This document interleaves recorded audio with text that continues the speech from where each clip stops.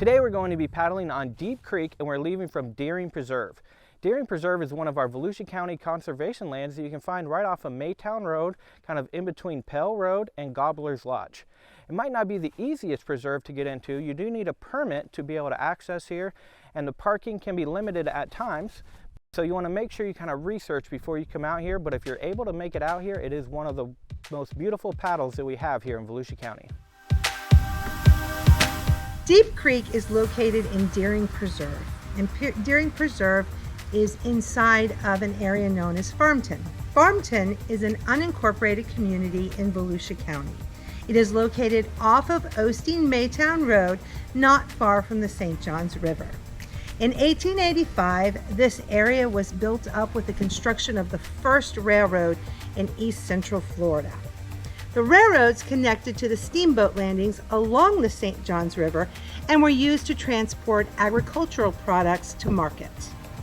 In the late 1800s, this area was harvested for old growth pine and cypress. The land was also cleared for row crops, citrus, and pineapple. Several decades later, in the early 20th century, the area known as Farmton was purchased by the Miami Corporation and its affiliates. They have managed that land ever since, primarily as a tree farm. Initially, the land was used for tapping pines for turpentine and cattle grazing. This was followed by timber harvesting for cross ties, which were used by the railroad, and saw timber, which were pines that were suitable for sawing into lumber.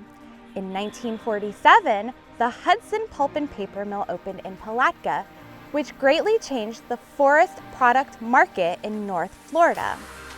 This Palatka mill, along with other new mills in the Jacksonville area, began to shape North Florida's timber industry. After that, pine trees were grown primarily for pulp rather than saw timber.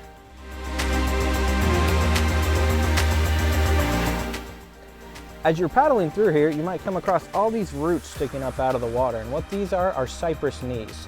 And these cypress knees help stabilize the tree and actually also help the tree absorb oxygen in these anaerobic conditions that are in these creeks like this. Some of these trees can be up to 500 years old. You won't find too many of these 500-year-old trees because most of them were removed for logging.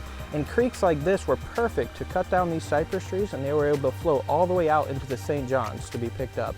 So these cypress trees were used in all sorts of construction, and also the knees themselves were used as tables and even lamps. They are protected now, so you want to make sure you're not cutting these cypress down without a permit and to check in with our Environmental Services Office.